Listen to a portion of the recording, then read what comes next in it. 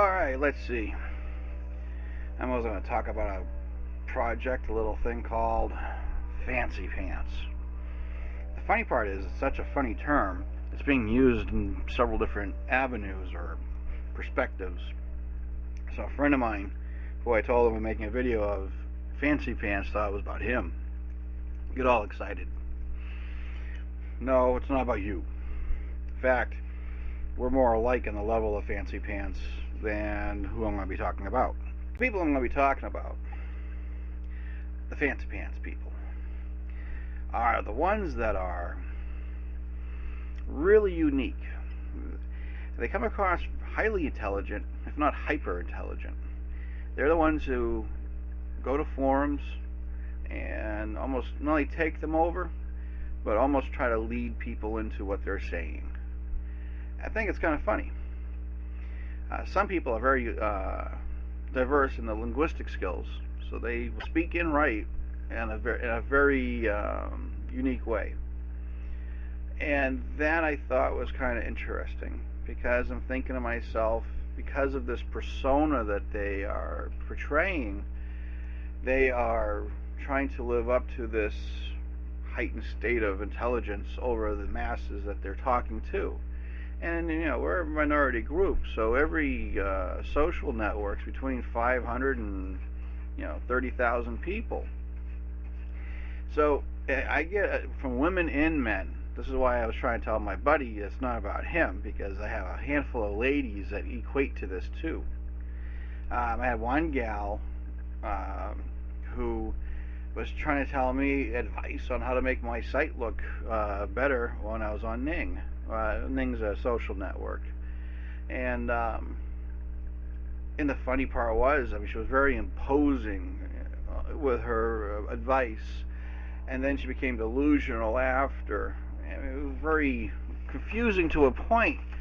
But in the same respect, I decided, you know what, let her do her thing and see where it ends up. I saved it. I screen saved all the emails. I even made a file with her name or username, just so that I had records in case I had to show somebody the crazy shit I experienced. Now, with that said and done, we have guys out there too. Some guys are very artistic in their linguistic skills, and would talk almost poetry of bullshit coming out of their mouths. There's no way I could put it nicely. And of course, they have the ones with the egos or the elitist attitudes. I don't respect you, or I don't care if you respect me because I respect only a handful of people. These kind of people. And the problem I have with those, they're still the fancy pants, because they have this one uppance among the peer group. Well, here's the catch. This is going to be a quick video, actually. But in a nutshell, no matter how smart a person is, or perceives themselves to be, they might be the most intellectual person ever.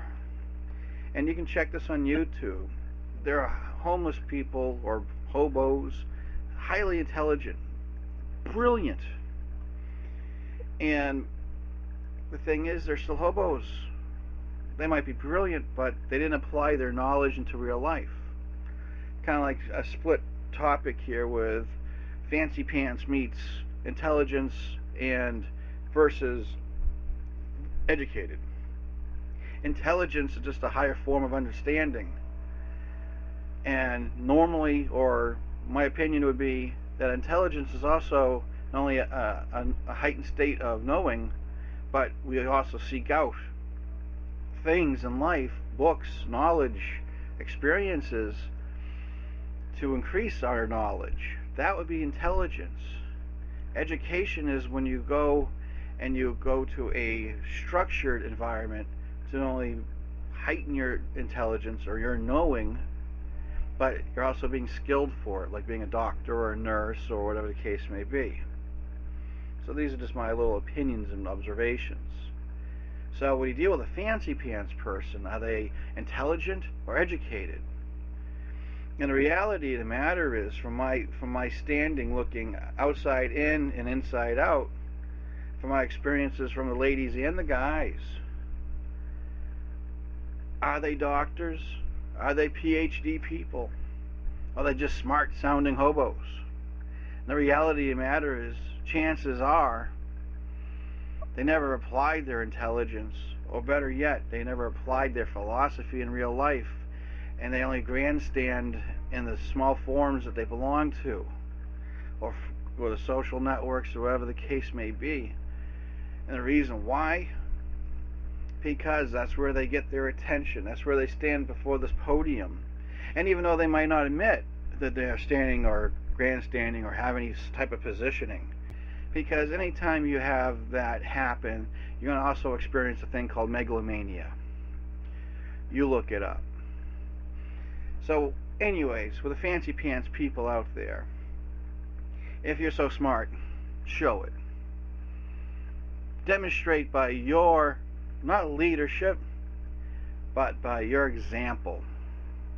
How smart are you?